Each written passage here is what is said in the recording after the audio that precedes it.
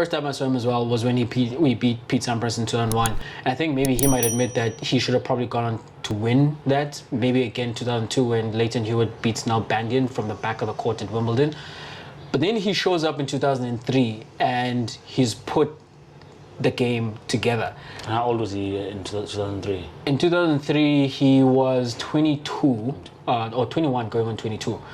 And he faces Roddick in the semifinals. Roddick at this point is American, so he's built much better than Roger Federer from Switzerland, you know.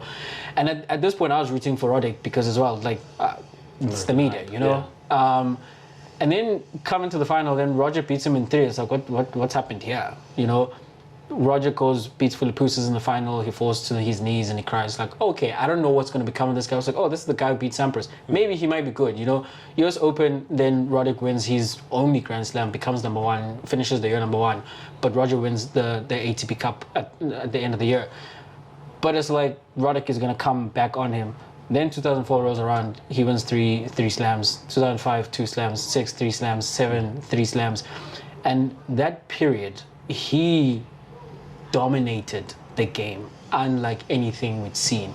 Back-to-back years, he's winning over 95% of his matches.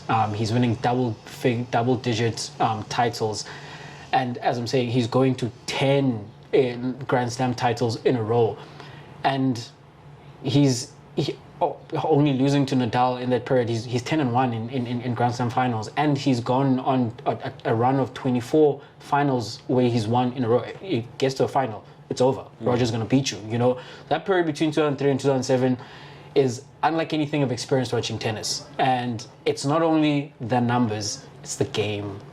It's that forehand which is magic. Like, he hits angles which are impossible, like literally shots, impossible. Around the net, exhibition shots in the game. The half volleys from like Roger Federer, every single time someone is hitting it at his feet, like unlike anybody I've seen play tennis, like the adjustment is crazy. Like he hits something where he could hit a winner from that position where a half volley by his toes on the baseline.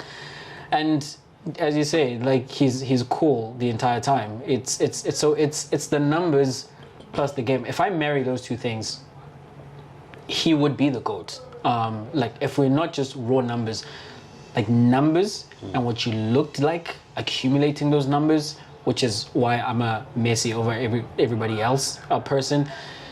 It's not like anything we've seen on the tennis court. Like Roger made the game beautiful in the same way Zidane made football beautiful. Like he was walking on water out there, Chuck. Yeah, unlike anything, period. For me, he's the most graceful, most elegant tennis player of all time. For me, I don't care what the numbers say at the end because he's stuck on the numbers that he is on.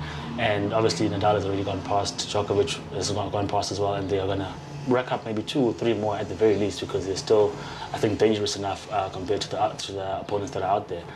For me, he's always going to be the greatest because, I mean, not only is he, because he wasn't as athletic as all the other opponents, but he made it null and void in terms of however you return the ball back. He'll slice it back, he'll loft it back.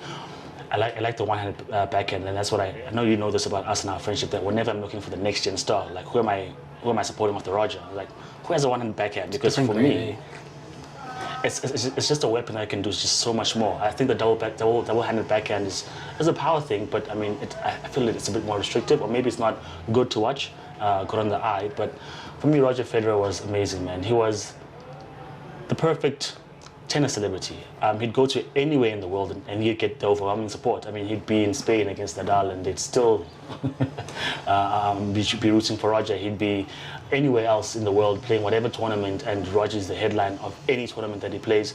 Roger was also, it seemed, a lot more than anyone, I think, the family guy, because there's his wife in the stands with the kids sometimes, but you're like, this is the picture, this is the good guy, the ultimate good guy in the sports. That's what Roger was. I mean, I don't even think there was a controversy to his name or linked to him in any way or form. But for me, I think he made tennis wonderful to watch.